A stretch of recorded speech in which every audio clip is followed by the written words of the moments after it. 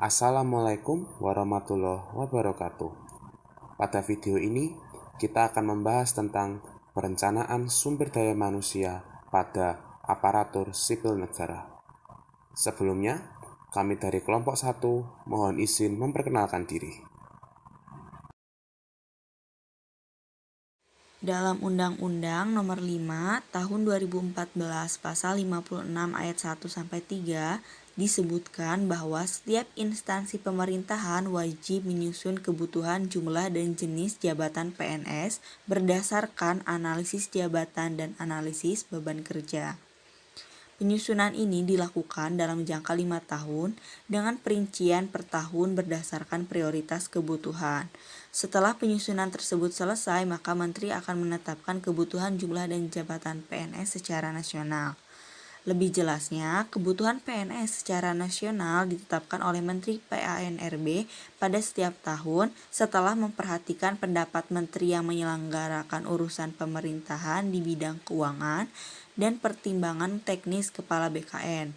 Beberapa hal tersebut dibentuk dan dilaksanakan dengan tujuan untuk memperoleh data perencanaan kebutuhan jumlah dan jenis jabatan PNS yang ideal sesuai dengan kualifikasi dan kompetensi yang dibutuhkan guna menjawab tantangan ke depan pada setiap instansi pemerintah.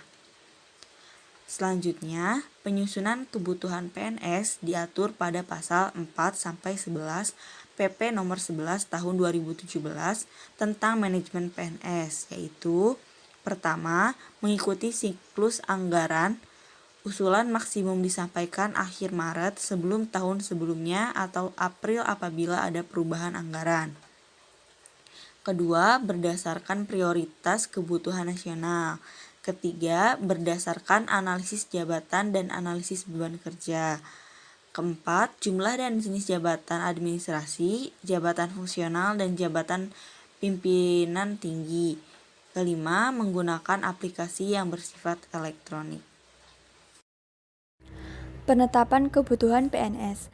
Penetapan kebutuhan PNS diatur pada pasal 12 Peraturan Pemerintah Nomor 11 Tahun 2017 tentang manajemen PNS yang berisikan yang pertama, kebutuhan PNS secara nasional ditetapkan oleh Menteri pada setiap tahun setelah memperhatikan pendapat Menteri yang menyelenggarakan urusan pemerintahan di bidang keuangan dan pertimbangan teknis Kepala BKN. Yang kedua yaitu pertimbangan teknis Kepala BKN disampaikan kepada Menteri paling lambat akhir bulan Juli tahun sebelumnya dan Menteri menyusun rencana pemenuhan kebutuhan PNS berdasarkan prioritas pembangunan nasional. Yang ketiga yaitu rencana pemenuhan kebutuhan PNS yang disampaikan oleh Menteri kepada Menteri yang menyelenggarakan urusan pemerintahan di bidang keuangan untuk dimintakan pendapat paling lambat akhir bulan April untuk rencana pemenuhan kebutuhan PNS tahun berikutnya. Yang keempat yaitu penetapan kebutuhan PNS dilakukan berdasarkan usul dari PPK instansi pusat dan PPK instansi daerah yang dikoordinasikan oleh gubernur. Hal yang wajib diperhatikan dalam pemberian pertimbangan teknis dan penetapan kebutuhan diatur pada Peraturan Pemerintah Nomor 11 Tahun 2017 Pasal 13 yang dibagi menjadi 3.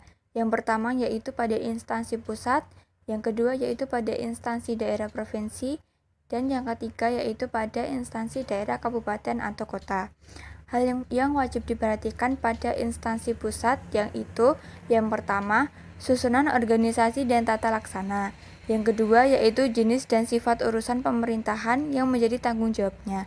Yang ketiga yaitu jumlah dan kompetensi PNS yang tersedia untuk setiap jenjang jabatan. Yang keempat yaitu jumlah PNS yang akan memasuki BUP. Yang kelima yaitu rasio jumlah antara PNS yang menduduki jabatan administrator, jabatan pengawas, jabatan pelaksana, dan jabatan fungsional. Yang keenam yaitu rasio antara anggaran belanja pegawai dengan anggaran belanja secara keseluruhan. Yang kedua yaitu hal yang wajib diperhatikan pada instansi provinsi. Yang pertama yaitu data kelembagaan. Yang kedua yaitu jumlah dan komposisi PNS yang tersedia pada setiap jenjang jabatan. Yang ketiga yaitu jumlah PNS yang akan memasuki batas usia pensiun. Yang keempat yaitu rasio antara jumlah PNS dengan jumlah kabupaten atau kota yang dikoordinasikan.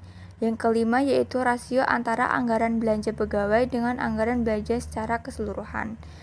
Yang ketiga yaitu hal yang wajib diperhatikan pada instansi daerah, kabupaten, atau kota.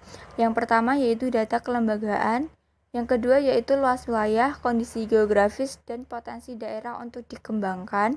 Yang ketiga yaitu jumlah dan komposisi PNS yang tersedia pada setiap jenjang jabatan. Yang keempat yaitu jumlah PNS yang akan memasuki batas usia pensiun.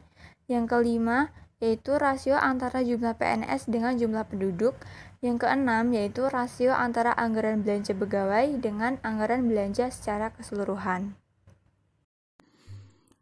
Salah satu masalah yang dapat timbul dalam perencanaan kebutuhan PNS yaitu persoalan krusial yang ada di Indonesia mengenai manajemen sumber daya manusia atau MSDM, di mana kinerja aparatur yang rendah sering terjadi dan tidak pernah berhenti. Faisal Tamin, yang waktu itu menjabat sebagai Menteri Negara Pendayagunaan Aparatur Negara, mengatakan bahwa 4 juta dari PNS hanya 40% yang bekerja produktif dan 60% lainnya masih harus dibenahi. Jika dilihat dari pengalokasian pemerintah terhadap anggaran untuk membayar gaji dan tunjangan para PNS, maka hal tersebut sangat menyedihkan dan sayang terhadap pemborosan anggaran. Karena ketidaksesuaian antara pekerjaan dan gaji yang diberikan. Salah satu yang menyebabkan hal tersebut terjadi yaitu kemampuan pemerintah dalam memprediksi kebutuhan pegawai mengenai kualitas dan kuantitas SDM yang diperlukan. Dalam analisis jabatan, hal tersebut harus diamati secara serius karena penggandaan pegawai tanpa analisis yang tepat akan menimbulkan persoalan yang sama dan berkelanjutan.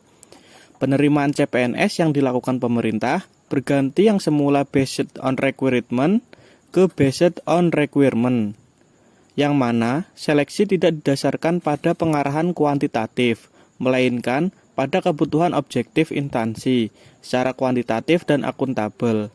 Dari hal tersebut, solusi yang diberikan atas masalah yang ada yaitu dengan mendesain dan menganalisis kebutuhan pegawai untuk 5 tahun yang didasarkan pada kebutuhan objektif melalui analisis jabatan dan analisis kebutuhan kerja yang berbasis sistem merit.